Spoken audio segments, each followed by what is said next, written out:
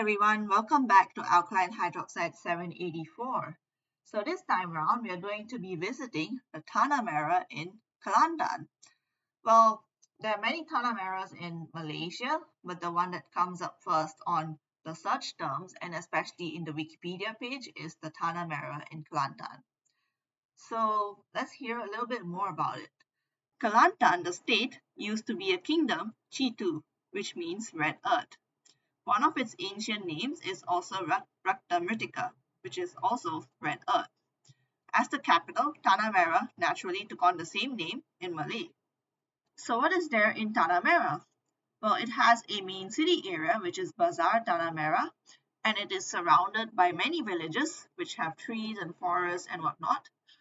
And Tanah Merah actually borders Thailand, so you could easily go to the edge of the state and enter Thailand that way. Tanah Merah itself isn't really a place that tourists visit. It is more used by locals and is visited by locals. But the nearest major city next to Tanah Merah is Kota Bahru. Due to its proximity to Thailand, Tanah Merah is also known as Tanah Mego in Kelantan Patani Malay, which is a Malay that's come between Kelantan and Patani in Thailand. Before I move on, I would like to bring up something important, which is that in the end of November, there was a cyclone Senior, which affected Thailand, Malaysia, and Indonesia. I was actually worried about what was going on in Kelantan because it was affected by flooding and stuff like that. However, it has mostly recovered within 1 month, and when I visited them with my parents, it was back to normal. Everyone was going about their usual everyday life. However, I would also like to, send my condolences to those who were affected by the cyclone. And I believe there was a greater impact in Thailand and Indonesia. So how do you go to Tanah Merah from Singapore? Well, there's two ways that you can go. One is to use the KTM train from JB Central, and the other way is to use a bus from Larkin or Ulu Tiram. Yes, so in both cases, you need to enter JB first before you can actually go to Tanah Merah. I went with the overnight bus to accommodate my parents' schedule and also to save some time. So in order to take the overnight bus, we of course first had to get to Larkin, which we could do using 170. And well, the immigration itself was fast, but waiting for the bus every time was a pain in the butt.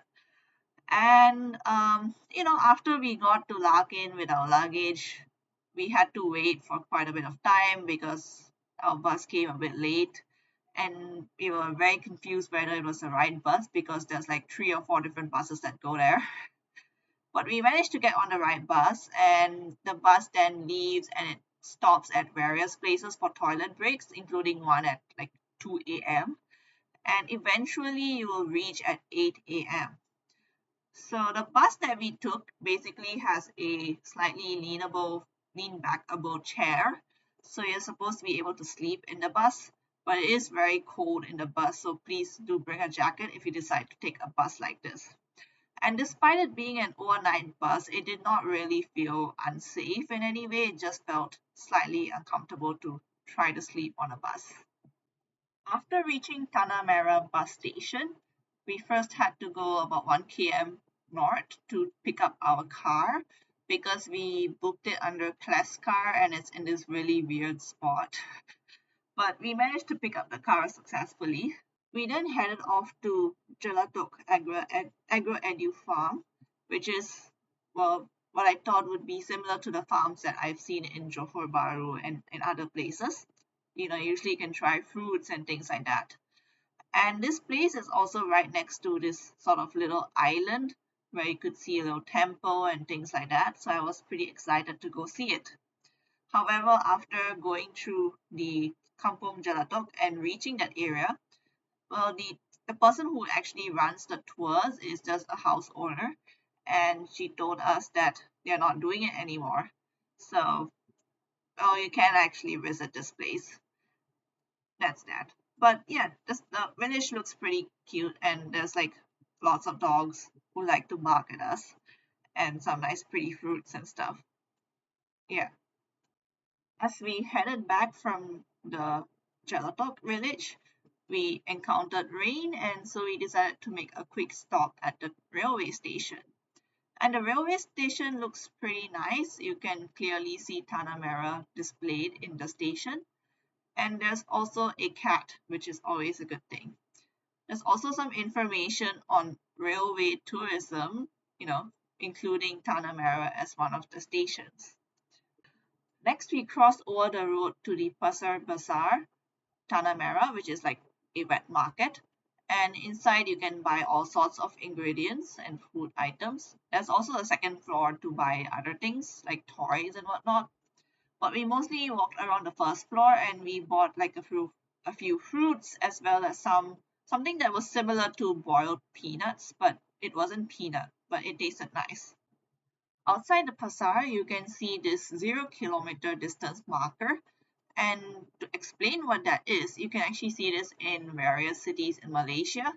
Since Tanah Merah is along the expressway, you can essentially see the distance to Tanah Merah before reaching it. And once you reach Tanah Merah, it shows 0 km. And when you cross it, you will see the distance to the next city or town. Next to the train station, there is a mosque, Masjid Ismail Petra, and it is a pretty old mosque. It was built in 1970. It's like the main mosque in Tanah Merah. So we went to just look around the mosque. It seemed that there were a lot of people at the time. It could have even been an event or something going on at the time. And yeah, this is what the mosque looks like. So next we headed south towards a place called Lata Hujan, which is a waterfall. And much to our surprise, it was a really nice looking place. It actually looks similar to the ones that we've seen in Kota Bahru. And there's actually like a location, like stalls and stuff like that over there, even though nothing was open, let's be honest. But it was set up in a really nice way, and we kind of had the whole place to ourselves. Of course, in the rain, of course, you can hear the rain for yourself.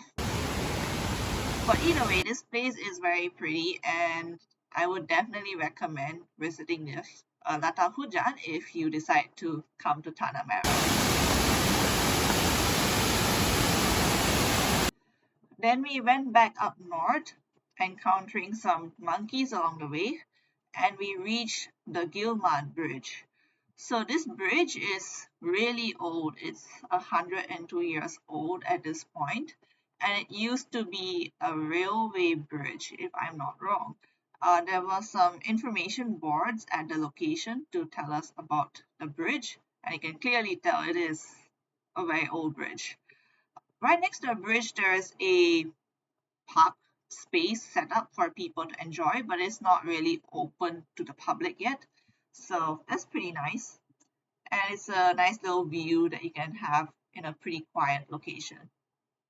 After passing through some traffic and a fruit stand, we went to the Peranakan Gallery. Yeah, there's a Peranakan Gallery in Tanah Merah. But unfortunately, it seems to have been locked at that moment. So I couldn't actually enter the gallery, but here's what it looks like from the outside. And finally, we moved all the way north to Bukit Panau. So Bukit Panau is supposed to be a place where you can hike. And well, unfortunately, due to the cyclone and the rain, it's not in the best of conditions. So we decided not to actually climb Bukit Panau after just looking around the base of it. But at the very least, we have confirmed that this place indeed has red earth. Ha! So, we then moved on towards Kota Bahru. So, stay tuned for a bonus video on what I saw in Kota Bahru, since, of course, I cannot just waste the trip just to see one place. At least we gotta see something else. So, yeah. I hope you enjoyed watching this video on Tanah Merah, Kelantan, and maybe you will consider visiting it in some time in the future. If you like this video, give a like and subscribe. And with that, I would like to say thank you and bye.